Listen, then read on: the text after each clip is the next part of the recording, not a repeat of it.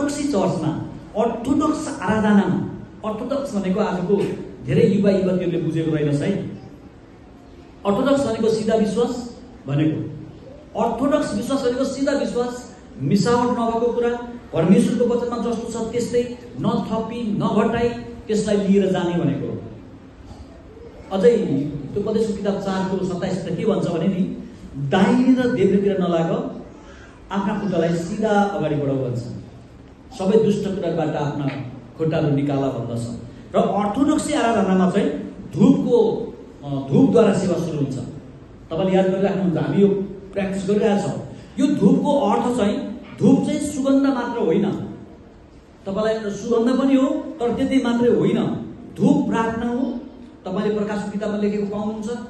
धूप प्रार्थना हो, भित्री आत्माको अभिव्यक्ति हो, तपाईँले हृदयदेखि चढाएको, परमेश्वरमा चढाएको स्तुति धन्यवाद प्रार्थनाको अभिव्यक्ति हो धूप भनेको चाहिँ। त्यो चाहिँ देखिने सिम्बलिक कुरा। हाम्रो जीवनले चाहिँ ख्रीष्टको ज्ञानको सुवासना फैलाउनु पर्छ र प्रेम, सत्य, क्षमा र सेवालाई अगाडि लिएर जानुपर्छ। यसो गर्न हामी कहिले चुक्नु हुँदैन, अनि मात्रै हामीहरू चाहिँ ख्रीष्ट येशूका सुवासनाहरू हुन सक्छौँ भनेर यो वचनले भनेको हो। र सन्त पावलले कोरिन्थीको मण्डलीलाई यसरी शिक्षा दिनुभयो, यसरी शिक्षा दिनुभयो प्रियहरू। जब हामी मध्ये कोही साँचो विश्वासी भेटिन्छौँ अथवा साँचो विश्वासी हामी मध्ये कोही हुन्छौँ, हामी केही शब्द नबोलिकनै केही पनि कुरा नगरिकनै उहाँबाट शान्तिको महसुस गर्छौँ, शान्तिको महसुस गर्छौँ। त्यो सुगन्ध ख्रीष्ट येशूको सुगन्ध हो। तपाईँलाई थाहा छ, याद गर्नु भएको छ कि छैन, कुनै कुनै मानिसहरूको छेउमा पुग्दाखेरि तपाईँलाई आफै शान्ति आउँछ। कुनै कुनै मान्छेको छेउमा पुग्नु भने तपाईँलाई अस्पट्टा सुरु हुन्छ, शान्ति। त्यहाँ बोल्नु पर्दैन, त्यहाँ अनेक प्रकारको कुरा गर्नु पर्दैन, तपाईँ शान्ति फिल गर्न थाल्नुहुन्छ। हामी ख्रीष्टका सुगन्धहरू हौँ। सुगन्ध भनेको चाहिँ तपाईँको आफैमा आनन्द आउने कुरा। मान्छेले पर्फ्युम किन लगाएको, कति महँगो महँगो लगाएको, किन लगाएको, तपाईँ भन्नुहोस् न किन लगाएको? आनन्द आओस्, रिफ्रेस होस्, टेन्सनहरू दूर होस् भनेको केही त्यसको लागि होला नि त, होइन? अनि अनेक प्रकारका दुर्गन्धहरू यताउति छन्, त्यस्तो दुर्गन्धित वातावरण छ भने त्यो हराएर जाओस् भनेको। काहीँ तपाईँले हामीले बडीहरू एक दिन राख्नु पर्यो भने त्यो धुपको धेरै धुवाँहरू लगाउँछौँ, किन? त्यहाँबाट दुर्गन्ध आउनु थालेको हुन्छ। त्यो दुर्गन्धलाई सुगन्धले हटाइयोस् भनेर हो, क्लिनेस गरोस् भनेर हो।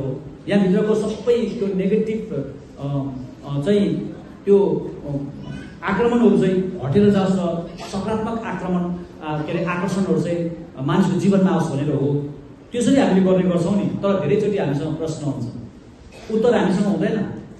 तर परमेश्वरको वचनले धेरै कुराहरू चाहिँ तपाईँलाई मलाई भन्नुभएको छ। सबैका लागि एउटै प्रभाव पर्दैन, कसैलाई बेग्लै पर्छ, कसैलाई अर्कै पर्छ। उद्धार पाइरहेकाहरूका लागि चाहिँ यो ख्रीष्टको सुगन्ध जीवनको एउटा आशासँग हामीले आराधना गर्छौँ।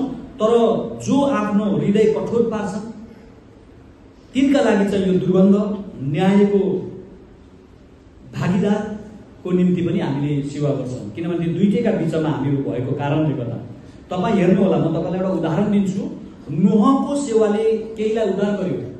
नोहको पालामा तपाईँ त्यहाँ एउटा जहाज राखिएको थियो, 40 दिन 40 रातसम्म तपाईँ समुद्रमाथि उनीहरूले सवार गरे।